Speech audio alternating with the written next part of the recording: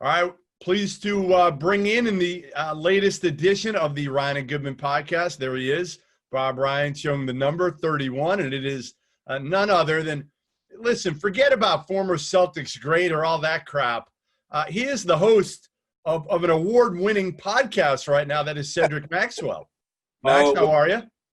Thank you, gentlemen, for having me on. And before we get started, I gotta put this to rest right now. Bob Ryan, for some reason, thinks that I've been mad with him all these years, and I'm not. I have not. Bob Ryan was one of the best writers around. And one thing that Bob Ryan, and he might remember this, he might not. Bob Ryan wrote an article about the Celtics in probably 1978, and he was talking about how the team was going to transition because he saw all these old players we had, Joe, and all these other guys, and they were moving on. He wrote this article and said, I see the future at forward right now, and the Cedric Maxwell. All they have to do is let him make mistakes. He can make as many as he wants, but he is going to be the guy. So Bob, we can put an axe to this. You have always been one of my favorites. Well, that's good to know, Max. And I got a lot of flattering things to say about you before we're over to people who never saw you play, missed something good. But I'm going to start with this because we're just having a conversation here. In the summer of 1972, I was doing a book on minor league baseball, yes. And I arrived in Kinston, North Carolina for a 3-game series in June. And I want to know, like, I guess if school wasn't out, maybe it was, but it wasn't, what young Cedric Maxwell might have been doing while I was going to the ballpark for those 3 days. What was life like, young Cedric Maxwell, in the summer of 1972? 1972, Kinston, North Carolina. When you were there, I was either playing basketball at Holloway Center, or I could have been at the baseball game because I was a big baseball fan. And one thing my father would give me money for was to go see, at that time, the Kinston Eagles play. And I saw Doc Ellis pitch in Kinston way back in the day. So I love baseball. When you told me this story about you being in Kinston and you're saying it was literally on the other side of the tracks as you talk about black and white, that's what the difference. I just tweeted out something today, Bob, you'd love it. It was like maybe 5-6 years before that, 1968, 67, 66, all those years, my parents would go down to my father's hometown in Quitman, Georgia. And we'd had to go through Myrtle Beach. And we'd stop in Myrtle Beach every year. Myrtle Beach essentially had what was a black beach, or colored beach, as they said at that time. It was so bad, Bob, that what they did to separate the two, and I tweeted out a picture of this, you'll love it. They had a chain link fence which went in the ocean, went from the shore all the way out, probably maybe about a football field out in the ocean, so it would keep the black people separated from the white people. That's how segregated it was. So it was an unusual time back then in the 70s, as you said, 70s and 60s, when you and I were kind of around there. Amazing. Max, what was it? The question I always have, I'm younger than you and younger than Bob, we know. But when you came here to Boston, and I heard it when I was a kid growing up, you heard about the city of Boston and the rap that it was getting at that point through the Bill Russell days and the days when you were playing, of it being racially charged city, and a city that a lot of black athletes did not want to play in Boston at that time. What was it like then for you to play, and how has it changed, if it has changed, over the years? Well, first of all, when I came to the Celtics, I didn't want to be here because I just didn't want to be in Boston. The next team that had to pick was Atlanta. So I'm from the South, so I wanted to go to Atlanta. Boston had nothing racial on anything I had done already in my life.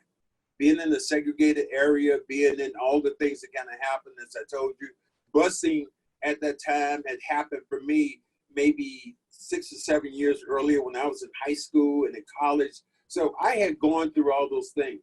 I didn't see the racial. I don't think Boston has a monopoly on racism. And people want to say, "Oh my God, you're playing in Boston." No, I've had some of the worst things happen to me when I played in LA that were racial, or if I was in another city. I remember things that wasn't racial, but it was really funny. I remember ML Card laughing at me. He and I were in Denver, and it was one of those off days, and he and I went to a movie theater, and I'm standing there, and about to go in the movie. This lady walks up to me and gives me her movie ticket, as if I was the first. ML just died. He just died. ML had the same thing one time with him in Boston. He was at the airport. Guy walks up to him and hands ML his bags, as if he was the bell thing. So it was so things happen from a racial standpoint. Some of them happen to be funny when you look back on them, but right now, the racial environment, the way the world is, Boston does not have a monopoly on racism, especially in America. Everybody says that about the athletes and all this other stuff. Here's the thing I talk about Boston. Red Auerbach, to his credit, maybe 2 or 3 years ago, the Boston Police Department wanted to honor Red Auerbach during Black History Month. People just went in an uproar. Oh my God, how can you do that? And who do they come to? That Black person was me. Max, so how you feel about that? Oh my God, they're doing this with Red Auerbach during Black History Month. I said, let me explain something.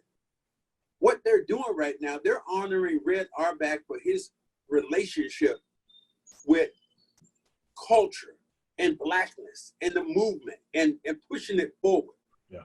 And then I said this, and nobody else could say it. I said, it's not called Black, it's called Black History Month. It's not called Black People's Month.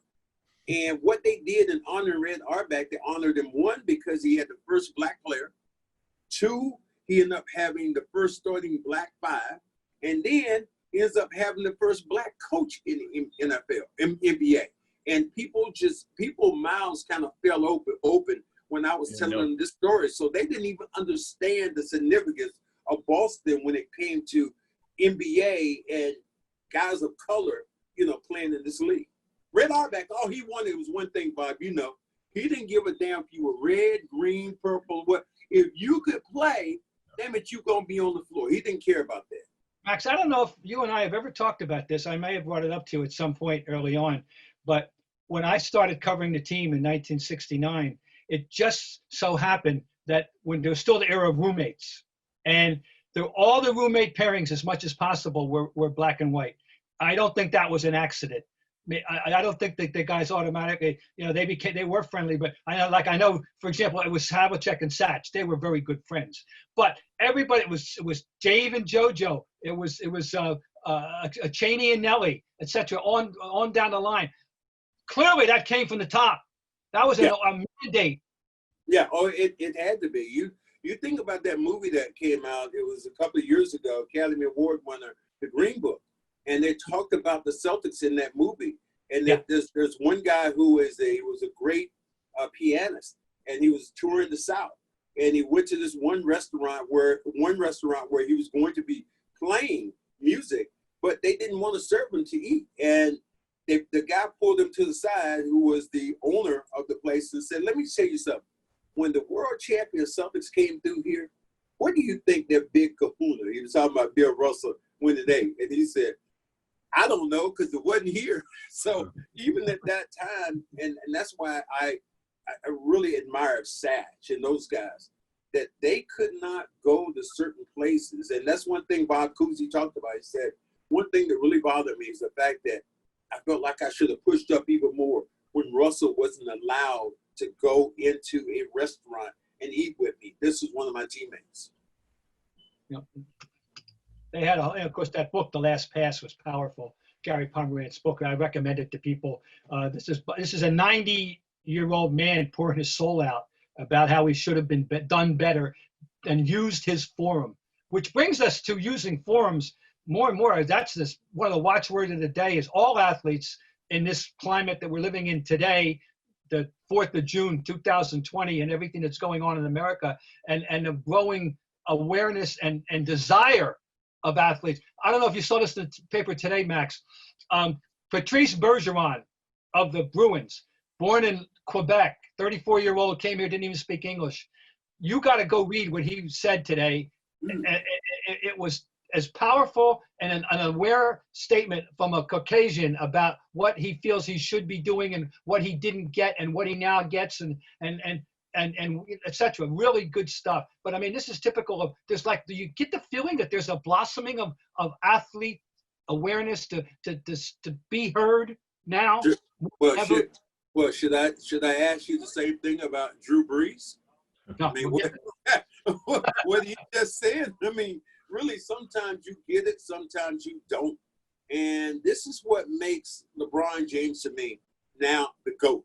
And I say this because not what he's done on the floor, because what he's done off the floor with, social issues and all these things. Now, I'm not slapping at Michael because during his time, there was no, social media platform that Michael was able to get on. But Michael intentionally stayed away from those things. LeBron James jumps into these things with two hands, and in race relations and all the things that might come up. So I understand, and I think the players are stepping out even more. Even Jaylen Brown to drive 15 hours from Boston to Atlanta to be with his friends, to go out and protest. I love that. Absolutely. The only thing I didn't like about that, Bob, is when I saw him talking without a mask on. It's like, whoa, Jaylen, if you're going to lead by example. Now, maybe later on he put one on. But, most players are stepping up to the mic. And I think that what we know now is it's a community. Athletes aren't separate as they were one time before from everybody else. It's a community of people. Well, it's easier because of social media. I mean, that's the biggest difference now is, right, you can have, a guy from Portland, matching up with somebody here in Boston and doing a video together or doing podcasts or whatever, getting their message out the way they want to do it. That is true. But don't you think that Michael Jordan had that platform? Oh, he 100% did. He was one of the few guys who had that platform. If Michael Jordan had spoke on an issue at that particular time, it would have resonated. Not as much because not many people would have heard it, but man, it wouldn't been far off because people lived and died on every word that Michael Jordan said. But LeBron, and I've been around LeBron since he was 14 at ABCD camp. He has been in that for so long in the social media world that he has learned, like the people that he's been around at Nike. Now, they made one big mistake with him, obviously, with the decision and how they approached that. But for the most part, he's gotten pretty good sound advice throughout his career on how to handle certain topics, where I'm not sure Michael maybe had that at that point in his life. LeBron was much further. At an earlier age, he had to deal with it. Well, let me ask both you guys this. This is something that happened very recently. I want to say about a month ago, the state of Georgia opened up early. They opened up early, and there was a shoe store that at that time released Michael Jordan's shoes. A long line of kids with no mask on was standing there. They're smart people at Nike. Michael Jordan's smart. Why would you do that during this particular time? What advantage? If you put this shoe on the market 10 years from now, right, you're going to still have a line of people. What was the purpose in dropping the shoe right now with the pandemic the way it was? I didn't understand that. I need an answer from you and from Bob. I don't have one. It's because the phrase of the day, the word is it's a bad optic. It's but way beyond just a bad optic. It's almost a tone deafness thing. It's indefensible. I guess that's the word I'm searching for. It's not. There's no defense for it. I'm sure Michael had no idea. Let's be honest. What? Wait a minute. Whoa, wait a minute. Michael had no idea. No idea that they were dropping the shoe? Come on. No idea. I guarantee, Max, he had no clue. I guarantee it. Are you serious? Yes. You think that Michael Jordan did not know that they were dropping his shoe? Hell no. He had no idea. I'm not. at what day and what time and I where? don't think of what day, what time, but right now, at this particular time, Okay, I'll give you that. You see what this is right now? All I need right now is a church, because I have a Bible in my hand right now. What picture am I showing? We all got one. We all got one. What is this? I need a church behind me right now, and I need the Secret Service to clear everybody out, all right? I need to go take this picture. You're holding it wrong, Max. You gotta hold it upside down. Well, first of all, he didn't know. You got to be very awkward. You got to be super awkward how you hold it, right? That was absolutely god awful. So you're talking about word of the day optics. That Hey, was one of those optics. You're going, really? Seriously? Max, if you're Drew Brees' teammate for the New Orleans Saints right now, do you forgive him? And how the hell is it going to be in that locker room this year? I say you forgive him, but you're not going to forget. You're not going to forget. Drew Brees can say what he wants to say at this particular time. But again, what he did, essentially, he had said this 3-4 years ago or whatever it was. Essentially, he comes back and doubles down. Now, who doubles down right now? Who is running into anything? What white guy is running into anything racial right now in this world and thinking that, hey, you know what? This is a good idea. This is a good look. No, it's not a good look. No, it is not. Is it with the pandemic going the way it is? And then on top of that, to have the race relations the way they are, black and white, Mr. Floyd passing away, the whole country right now galvanized, all the riots and the protests, peaceful, non-peaceful, but you decide at this particular time to come out. If I'm his teammates again, I try to understand it, but there's one other thing which you should say about Drew, though. Look also at his record. Look what he's also done in the community with helping people of color. So there's another side to the potato that people aren't going to look at, and they're just not going to look at it anyway. Now, what this is going to stand over him, just like many other things have stood over athletes their lives. Bob, what's your memory of Max? What's your one memory that comes out when you see Max and you think of him, a younger, more athletic Max than he is now? Wow. Because Max, wait. Max, I was there in the media room when you took a fall in Boston. I was there. I tripped, dude. I got my leg. I caught in the table. Look, it's the image. He's a dinosaur because what he did isn't done any longer.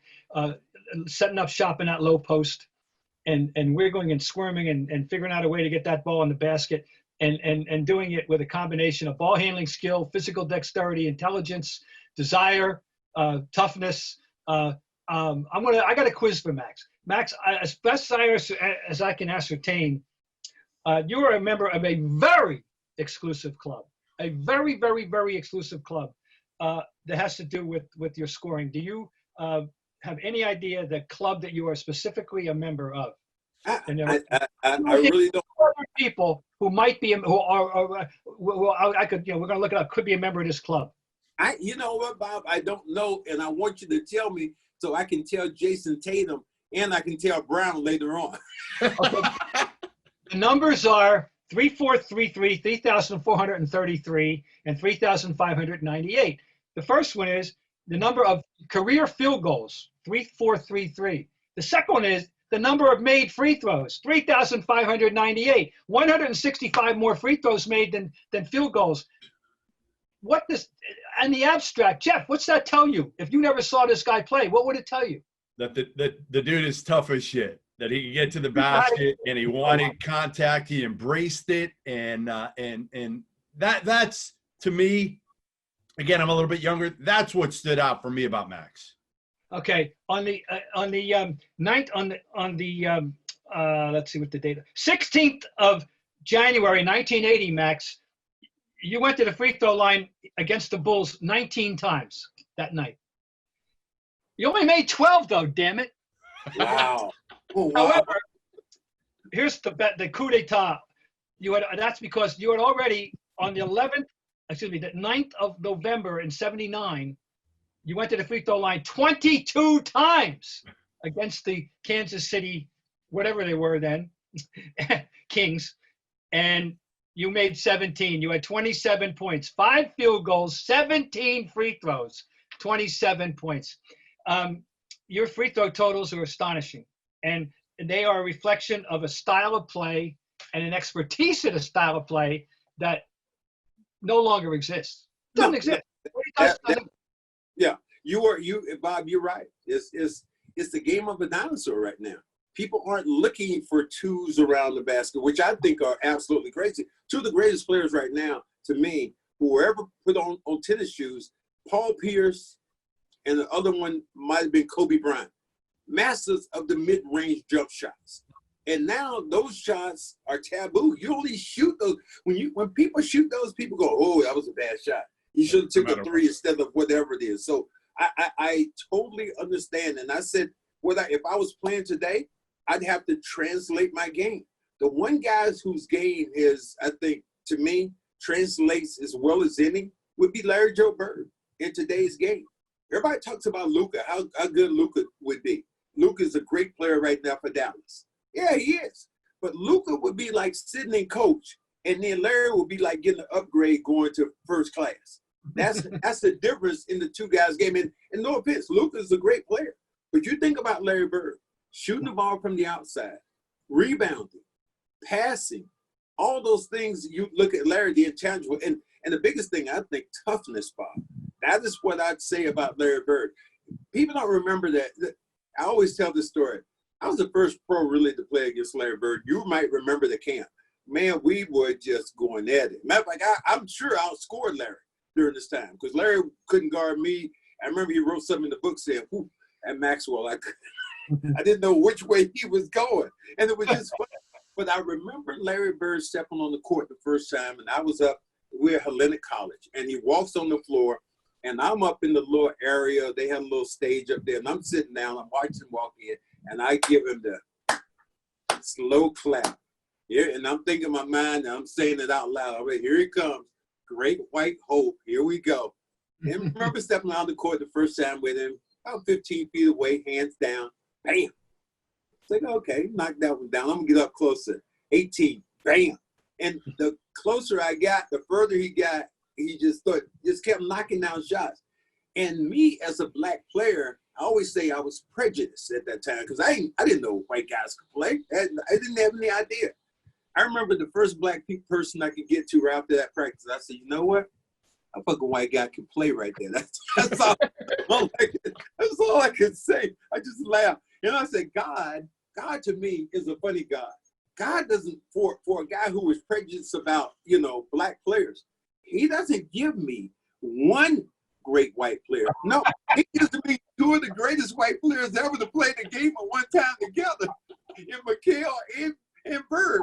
So I'm just saying it was just a cruel irony for me as a prejudiced player to play against two of the greatest in my mind, two of the greatest white players ever to play the game together. Yeah. How much shit did you and Bird talk going back at each other? Ooh, man. You know what? Larry didn't talk much then.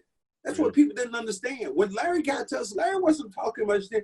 I was doing the talking. Kevin McHale, ML, all of us were doing the talking. Larry didn't talk that much junk. Then later on, to hear Larry Bird, everybody said, oh, Larry Bird's the greatest trash talker of all time. Not when I played. He was not. And you can ask his teammates that. He wasn't the great trash talker at that time. Max, you and Don Chaney are the only two people who played with both John Havlicek and Larry Bird. Mm-hmm. And what can you just go? I'll throw that at you. Havlicek, you got him at his age 36, his final year. What was it like for you to be around John Havlicek? What you take? Yeah, John, and this is what was crazy about it. My first year with John was John's last year. And I just remember playing and watching him come on the floor. And he came to practice. Red didn't make him come to camp. He came to camp late every year. But, man, came in just flying, never stopped. I was like, damn, this dude. And I'm trying to keep up with him as a young player. I'm thinking, like, this should be a piece of cake. Man, he ran me to death. Coming off these picks, cutting back the other way. Was just an amazing guy. And And I don't think I was as hurt as I've ever been when the last time I saw John. And that's when he was at the Garden. I want to say they might have been honoring Paul Pierce. And so I came down to speak to John. And I saw him. And I was like, hey, John, how you doing, man? What's going on? How you feeling? And he goes, hey, how are you? I didn't know he had the early stages of Alzheimer's at that time, because I was like put off, because like, damn, John didn't play with you, But I didn't know that John essentially didn't recognize who I was at that time. And I didn't know what he was going through. So that's why I say, when you think about players and who they were, and, even you think about the great ones I played with, Dave Cowens. One of the stories I love about Dave is this one. First time I ever played with Dave, he gets 2 ammonia tablets, breaks them in half, stuffs them up his nose, and takes this big snort. I'm like, whoa. I'm thinking, I said, that dude is a real man. Next thing you know, Bob, freaks me out. Opens his shirt up, blows his nose in his shirt, and then rubs it all over his body. I'm like, holy shit, who does this kind of stuff? So, and then another one that I thought was just as good was Pete Maravich. We played with Pete last year. Pete was with us, and the story was just kind of bittersweet. Pete gets the ball, one of the greatest players ever, gets the ball, passes into Larry. Larry forces up a shot. Pete's man comes down and double teams Larry. Larry forces up a shot. We call timeout somehow. We come to the bench. Pete looks over at Larry and says, Larry, they're double teaming you, man. You got to pass the ball. Larry in that Southern draw just looks up, drinking some water, and says, you know what? If you're any damn good, they wouldn't be double teaming me. I was like, damn, there's one superstar to another. So Larry did not have a filter at all when it came to who you were and what you did. But those days, and remember playing with JoJo White, coolest dude in the world. That is one of my best friends, one of my mentors. I loved it. Under Tommy Heinsohn, I had, at that year, my first year, I had 7 guys who'd been on the All-Star team. Dave Bing was on the All-Star team. Sidney Wicks, Curtis Rowe, JoJo, Havlicek, Cowens. It was just on and on. And Dave Bing, man, those dudes, man, and you think about it, they would have been a collection of unbelievable all-stars. But they had gotten old all of a sudden in one day, in one season. And it was just bickering between all these guys, and it just didn't work. All right, let's settle once for all. Is it myth or not? Did Rowe say to you they don't put W's and O's on the paycheck? That was said by Curtis Rowe. Yeah, it was said. Curtis Rowe said to me in one of the games, he said, I don't know, I had scored like 10 or 15 points or something. He said, Rook, they don't put L's and W's on paychecks, okay? There's a word called first and the 15th, and that's what you worry about. And so, yeah, that was said. Max, this week, sad week, been a sad couple of weeks. First, Jerry Sloan, who you did not play against, but you played against his teams many times. Wes Unseld, who I'm taking this one hard. I loved Wes Unseld. Did you ever run into one of those famous picks? Oh, I did. In my first year in the league, I was guarding. At that time, you have so much energy that I'm guarding my man full court. Guys don't guard people at full court in the NBA. I'm guarding my man full court, trying to take it from him. I'm not listening. I'm oblivious to everything around me. I don't hear one of my teammates screaming out, "Pick, Rook, pick!" And I'm running full speed, and all of a sudden I hit Wes Unseld, and man, I just slid right down. I will never forget how hard he hit me, and that was like one of those things that. And like I said, I played with him against him, and those were his later years. So for me, it was fun but then he couldn't even move. He had those bad knees carrying weight, so he was trying to guard me. It might have been an elephant trying to catch a flea, because I was like, by the time he turned, I was already gone. So I think that you looked at it in that way. By that time, he may have been tipping him around 300. And seriously, you should. I always say, if you've ever seen any videos, Max, of him, the first time you'll love this one. The first time I laid eyes on him was in 1966. BC is playing in New York in a holiday festival against Louisville. and we beat them in triple overtime, but not before he fouled out in the second overtime with 35 points and 26 rebounds. And at that point, he was 6'6" plus afro and about 240, and he had lift then. I know it's hard to believe, but the guy you saw. No. I've heard stories about Wes.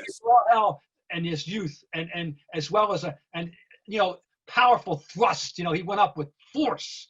Marcus Johnson went up with force. His powerful jumper. Wes was but the guy you ran into, he had to be tipping him around 300 by that 3 bills. No, he easily was. I remember one of the stories I heard about him, which was legendary, was the fact that Wes could literally go up, get a rebound in midair, and turn and hit the backboard before he hit the ground. He could turn around and throw the ball all the way to the other end of the floor. That's how strong and that's how powerful he was. So, yeah, remarkable player. He will be one of the legends. He's a legend of the game, but he'll also be a legend in that Baltimore, Washington area for what he did for that franchise. And then later on when Washington won their only championship, he was a finals MVP. So I have that connection with him. So yeah, it's a great loss for this league. And, just for this league this year to lose the commissioner, lose Kobe Bryant, lose Sloan, now losing him and losing part of the season, this 2020 year will never, ever be forgotten. It will always stick to me as one of the most unusual. And the team that wins it this year, I don't think there should be an asterisk beside their name, because what they're going to have to go through to win it and all these other things, the stops and starts, that to me is just as real as a championship might get. I'm glad you said that. Let's go there, Max. Let's talk about that. And he's right. I agree with him. Yeah, let's move it forward. This 22 team playoff. It's going to be in Orlando, and some of the bottom teams are going to fight for the 8th spot, whatnot. In terms of how much of an advantage do you think it's going to be, Max, for some of these teams and the players that have already been able to work out? I talked to Danny Ainge about it a couple months ago early, and remember at that point Tatum he didn't have a hoop, he wasn't dribbling, he wasn't shooting. Obviously that changed very quickly after he said that publicly. But how much of an advantage do guys like LeBron, like Kawhi have, because they've had their own gyms, they've been working out throughout all this?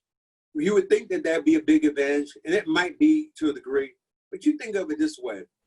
Maybe it's going to be more refreshing for a guy like Jason Tatum, who hasn't, you think since he's been probably 5 years old when he could ever dribble a basketball, this is the first time he's ever been away from the basketball for probably 4 months. So it can put more fuel in the fire for him. That he is a younger player is going to be a difference in them springing out. I remember my first time practicing with the Celtics, and we had all these other old guys, and they were like, okay, practice is going to be an hour. But we had to warm up. We had to stretch for 30 minutes. I'm like, damn, guys, hey, let's play. Come on, man. Let's get this over with. Yeah. No, Brooke, you don't understand. So the difference in my body now, later on, it became, okay, we need to stretch. We need to do all these things. So with Tatum and Brown and the Celtics being a younger team, it might not affect them as much. Well, it might affect some of the older players a little bit more. A guy like Kemba, but Kemba maybe needed this time off to heal his body. So yeah. I think everything is going to kind of be even. The fact that you're going to go into an arena, everybody says with no fans, how is that going to be? Let's hark back to when you played out in your backyard. It was just you and your friends. And some of the battles were epic that you think about. Yeah. And you didn't think about fans being there. Now, is there a home court advantage which is going to be lost? Yes. Not playing in Boston. Yes, not playing in Milwaukee or LA. But I think the pride of playing in a game might supersede all those other things. I'm not prepared to leave the Wayback Machine in the rearview mirror yet, Jeff. I want to bring up, we really didn't do a proper introduction here. I don't want us to get out of here without letting the world know that we're talking to a man who led the league in field goal percentage at 2 years in a row with the following percentages: 609 and 584 in 1979-80 and 78-79, 584 and 79-80, 609. So, and a career percentage of .546. And I got one important question for you, Max, though, Yes, sir. which is on the 12th of November in 1983 in the Chicago Stadium, you put up a three-point shot attempt, the only one of your career. Do you remember the circumstance? Was the clock running down? No. Bob, I remember, let's say the made one I made actually was in Houston. And that's the one I made. I made one out of two. It was, the other ones were just kind of throwing it up because the time was going out. In Houston, that's the one I shot. And I remember we actually lost the game. I came out and I saw Danny Ainge. We were in the locker room and I stood behind where nobody else could see me. And I put my hands up and started laughing. I said, I got a three. So that's the only one I made. Where was the spot? You remember the spot on the floor? Yeah, I was in the corner. I was dead in the corner in Houston. I will always remember that. And remember, Bob, I was around for the first shot that was ever made, three-point shot that was ever made in Boston. My good buddy Chris Ford shot it from the same corner in Boston. And so, yeah, that was the first NBA shot. Yes, right-hand corner. So then that was the day that the game changed. That's when the game changed, when they came down on a fast break, and instead of fanning to the basket, he ran to the corner. I don't know whether Tiny gave him the ball or Larry gave him the ball or whoever the hell gave him the ball, but somebody gave him the ball, and he took that little tippy-toe set shot where there's about that much space, right? Yeah. If that's maybe that much. I will say that is true. And if you want to drive me crazy in an NBA game right now, you let me, as this drove me crazy by Al Horford, under the basket, could lay it in by himself, flings it out to the corner for a three. If you wanted me to lose my crap, that's when I used to lose my crap. Like, take a two, would take a guaranteed two instead of possible three, unless you really need it. Coached out of the young guys last night. There was a game last year, Max, when I'm watching and they throw the ball in to Rob Williams. And he is, I'm not kidding, he's 2 feet. He could probably reached up and dunked it, but he sure had a nice little jump hook flip. Never even entered his mind because it's been coached out of him. He threw it immediately to the corner. Yeah. Daryl Morey has done more to ruin basketball. He's done the basketball what Tony La Russa did to baseball with this analytics crap and the three-point shot mania that has distorted this game forever.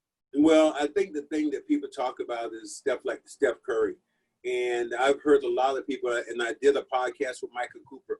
Michael Cooper tells me right now, you know what, I can stop Steph Curry. I'm like, cool. Where he's shooting from, we didn't even think about guarding guys from there because now they're pulling up 3-4 feet beyond the three-point line. And when we used to shoot threes, we were, let me use the word like my grandfather, we were chunking it up towards the rim. We weren't shooting it. These guys right now, it's number follow through and wrist. And, James Harden, God bless him, the way he is a savant in shooting the basketball, to me is absolutely unbelievable. Now, Bob, this is the one I'll give you that everybody's been asking me lately. He said, well, Max, do you think that you are a Hall of Famer? I said, no. I said, I have credentials. Like I see a lot of guys going in, but there are always guys who are going to be fringe on the outside. Did I play well enough to, be a finals MVP, to lead my team in the 7th game, to be a broadcaster for 25 years or 30 years, however it goes? Yeah, those are great stats. But I don't think it's for everybody. So I'm going to put that to rest now. If I was to go into the Hall of Fame, it wouldn't be for me going in the Hall of Fame. It would be me taking other guys in with me. And that would be my whole thing. I wouldn't the guys who are almost players who are going to be in there. And so I don't even look at myself like that. I think that I always see the great players, and then there's always those players who help great players become better. I felt like I was one of those great players that help teams become better. I got to tell you, and which is that in this baseball spring training in 1977. I found myself down in a little room watching TV with George the Boomer Scott, who had just come out of the game. And we're watching an NCAA semifinal game, the UNC Charlotte boys against Marquette. And we all know what happened. And that's why I first laid eyes on Cedric Maxwell. I didn't see him in that NIT the year before. But the fact is, how often do you think about that game and you know what at the end? Yeah. We got it stolen from me. Doc Rivers, God bless his soul. He reminds me about that all the time because he ended up going to Marquette later on.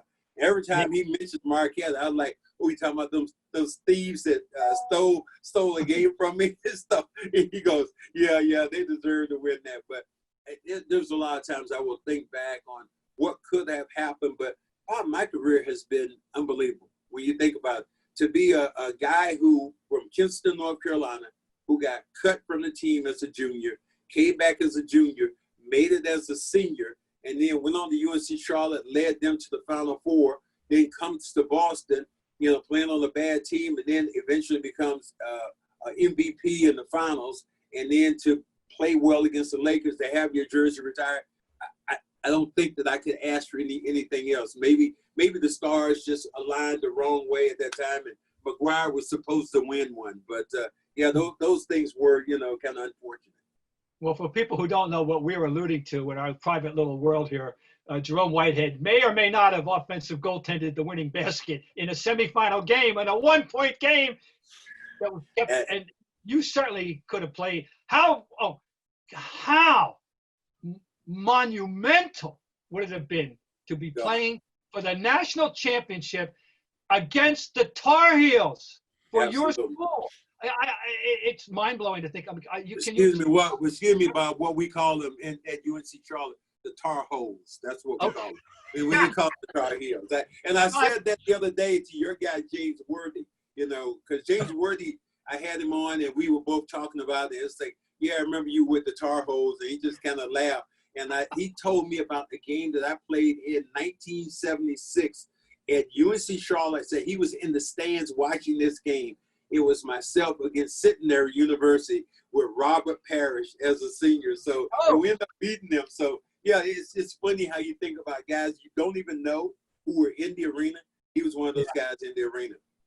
That's great. What's your biggest regret you've ever had? That's a good one. I think the only regret I have now is that my relationship isn't as close to Larry Bird as I would like, because over the years, people have been saying I've been taking pot shots at Larry when I said Kevin Garnett was the best all-around player ever to play with the Boston Celtics. Oh, you were kicking at Larry, or you did this. No, I love Larry Bird's game. I won 2 championships with the guy, and that would be the only regret, is that I don't have the relationship where I can just call him up and just holler at him. He was in the Boston Garden about 2 years ago for a game, and I think it was when Indiana might have been playing or whenever it was, and he was in the back, and I made a beeline back there, and I was like, Larry Joe Bird, how you doing, man? And went back there and shook his hand and had said hello, but I would still like to somehow just sit down and break bread and get that behind us. And that's what I've said also about Kevin Garnett and Ray Allen. I hope that those 2 guys, whatever happens, I hope they're able to get together. Doc Rivers said it best. If I can get those 2 idiots in one room, I can crush all this right now. So those are things that's the only regret I think I have. Why haven't you called Larry? Why haven't you just picked up the phone or figured out a way to? I mean, we're all getting older. That is a great idea. You know what? I'm gonna get that number from Bob Ryan eventually, because I know Bob has his private number, and I'm gonna call Larry Joe Bird, especially during this pandemic. I think that the way it is now, you want to reach out, at least tell a guy how you feel. I don't want to leave this earth thinking that Larry thinks that he was a bad guy, or he thought I was a bad guy. It's like we won together. We bonded together. We won our first championship together. People don't know, some people say, well, Larry was the finals MVP. No, he wasn't. I was. And people didn't know that in that particular game, game number 6 in Houston, a superstar sat behind me and only played 8 minutes in that game. That was Kevin McHale, because I was playing so well. So, that is one thing I'm going to do. I'm going to reach out to get Bob Ryan. I'm gonna get his number. Get Larry Joe Bird's number. I'm gonna give him a call. Fair enough. Be happy to oblige. You know, I got dinner on me to either one of you, whoever can get Larry Joe Bird on the podcast first. Any dinner, drinks, however, whatever it is, it's on me. All right. Both of you have struck out so far. And I know, Max, you got to break bread and make peace first. Yeah, I got to do that. Got to break bread and make peace and just see how his family, because here's a guy that I loved as a player that I went to war with and won multiple championships with. And those things can never be forgotten. So, you know, any water that is under the bridge, I want to put that water under the bridge. So, yeah, gentlemen, that would be the case. All right. Have you thought Tatum would be as good as he's been? And when I talked earlier about the fact of the NBA starting back up, he's a guy that I think it's going to be very interesting to see how he comes out of the gates. You said, yes, young legs. What I say is, can he pick up where he left confidence-wise, Max? Because, man, he had that swagger that last month. He knew he was the best player in the court every time, where early on in the season, that was not the case. Can he get that back? That's going to be interesting to see, because, like I said, he was walking on air. You know, when those games, you think about when he played Los Angeles in LA in that one of those last games. Oh my God, put on a show to the point where LA was double teaming and triple teaming Tatum, you know, to get the ball out of hands. And there was one scene in particular, it was LeBron and Tatum. There was a photo of those two guys sitting there on the sideline. They were about to check into the game at the scores table. And LeBron looked at the picture and said, you know, see right there, that's a young lion right there. And it's like I want to say he's Simba right now. He's like, Simba, here's your prize. Hold him up to the world, because, you know, he's a coming. He has that confidence. And like you said, there's a swagger about a guy when he walks in that knows he's the best fucking player in the world. You're just going, you know what? I remember that was me thinking about Larry Bird. It's like, you know what? I think I might have made a damn mistake. I say, this guy right here, he's better than me. And that, to me, was one of those things where you're talking about eating crow was like, oh, as a player of color, eating crow at that time was just unbelievable when I thought about what I was actually thinking about as being a player. But later on, for me, the biggest thing, though, was I was able to take that in and embrace it. A lot of players don't want to embrace that. They want to move away from that.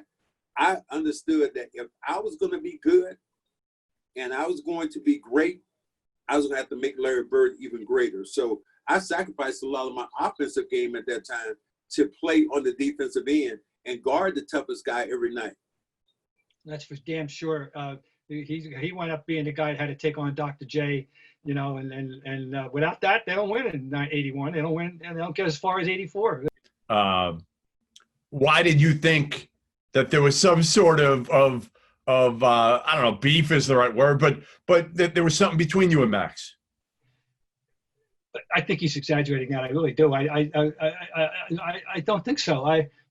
I don't know what he's doing. No, obviously, I may have done something or said something that resonated that I didn't realize. You know, no. But we every time this is for going on all the years he's been doing the broadcast. I see him in the press room before the game. We kid. Bobby Ryan. And I worked with him many times out at Comcast, and he was always kidding me about revenue streams. That was his big thing. I said, I got this gig, I got that gig. Man, you got those revenue streams. And I once gave him a ride back to the T, and I think it's more for show. I feel no animosity toward. Max is one of the true characters to me too, of just no BS, Bob. He just says it the way it is.